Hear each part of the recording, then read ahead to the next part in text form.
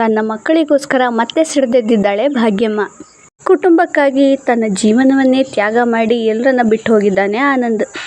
ಹೌದು, ವಾಹಿನಿ ರಿಲೀಸ್ ಮಾಡಿರೋ ನಾಳೆ ಕತೆ ಏನಾಗುತ್ತೆ ಅಂದರೆ, ಒಂದು ಕಡೆ ಆನಂದ್ ಜಯದೇವ್ ಹೇಳಿದ್ದೆಲ್ಲನೂ ಸತ್ಯನೇ ಅಂದ್ಕೊಂಡ್ಬಿಟ್ಟು ನನ್ನ ಕುಟುಂಬಕ್ಕೋಸ್ಕರ ಇದನ್ನೆಲ್ಲ ಮಾಡ್ತಿದ್ದೀನಿ ಕಣೋ ಅಂತ ರಿಸೈನ್ ಲೆಟರ್ ಕೊಟ್ಬಿಟ್ಟು ಅಲ್ಲಿಂದ ದೂರ ಹೊರಟೋಗ್ಬಿಡ್ತಾನೆ.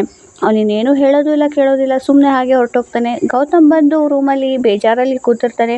ಯಾಕೆ ಗೌತಮ್ ಅವರೇ ಏನಾಯಿತು ಅಂದಾಗ, ಆನಂದ್ ಯಾಕೋ ಗೊತ್ತಿಲ್ಲ ಕೆಲಸ ಬಿಟ್ಬಿಟ್ಟಿದ್ದಾನೆ, ಅವ್ನು ಯಾವತ್ತಿದ್ರೂ ನನ್ನ ಗೆಳೆಯನೇ ಅಂತ ಇವನು ಹೇಳ್ತಿದ್ದಾನೆ. ಆದರೆ ಆನಂದಾಗಲೇ ಅವ್ರ ಪರಿವಾರದಿಂದನೇ ದೂರ ಹೋಗಾಯಿತು. ಈಗ ಇನ್ನೊಂದು ಕಡೆಯಲ್ಲಿ ಬೆಳಗಾಗಿದ್ದು ಸೃಜನ್ ಸುಧಾ ಹತ್ರ ಬಂದು ಮಾತಾಡ್ತಾ ಇದ್ದಾನೆ. ನಿಮ್ಮ ಯಜಮಾನ್ರಲ್ಲಿ ಯಾರೂ ಕಾಣಿಸ್ತಾ ಇಲ್ವಲ್ಲ, ಪುಟಿ ಹೇಗಿದ್ದಾಳೆ ಅಂತೆಲ್ಲ ಕೇಳಿದಾಗ ಪುಟಿ ಚೆನ್ನಾಗಿದ್ದಾಳೆ ಅಂತ ರಿಯಾಕ್ಟ್ ಮಾಡಿ ಸುಧಾ, ನಿಮ್ಗೆ ಎಷ್ಟರಲ್ಲಿ ಇರಬೇಕೋ ಅಷ್ಟರಲ್ಲಿರಿ, ಲಿಮಿಟಲ್ಲಿ ನೀವು ಇರಿ, ಲಿಮಿಟೆಲ್ಲ ಕ್ರಾಸ್ ಮಾಡ್ಕೊಂಡು ಮಾತಾಡೋಕ್ಕೆ ಬರಬೇಡಿ, ನನ್ನ ಗಂಡನ ಬಗ್ಗೆ ನಿಮ್ಗೇನು ಮಾತು ಅಂತೆಲ್ಲ ಬಾಯಿಗೆ ಬಂದಾಗೆ ಬೈದ್ಬಿಡ್ತಾಳೆ.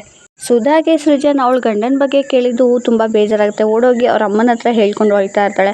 ಅಮ್ಮ ನಮ್ಮ ಮನೆಗೆ ಬಂದಿದ್ದಾನಲ್ಲ ಅಮ್ಮ ಸೃಜನ್ ಅಂತ ಕೆಲಸಕ್ಕೆ ಸೇರಿಕೊಂಡು ಅವ್ನು ತುಂಬ ತಲೆಹರಟೆ ಅಮ್ಮ, ಹಂಗೆ ಹಿಂಗೆ ಅಂತೆಲ್ಲ ಅಳಕ್ಕೆ ಶುರು ಮಾಡ್ತಾಳೆ.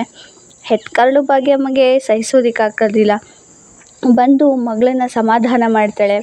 ಮಾತಾಡೋದಕ್ಕಾಗೋದಿಲ್ಲ. ಅಮ್ಮ ನೀನು ಏನು ಹೇಳ್ತಿದ್ಯಾ ಅಮ್ಮ ಅಂತ ತನ್ನ ಕೋಪ ಬೇಜಾರನ್ನ ಮರೆತುಬಿಟ್ಟು ಅಮ್ಮ ಸ್ಪಂದಿಸೋದಕ್ಕೆ ಸಂತೋಷ ಪಡ್ತಿದ್ದಾಳೆ.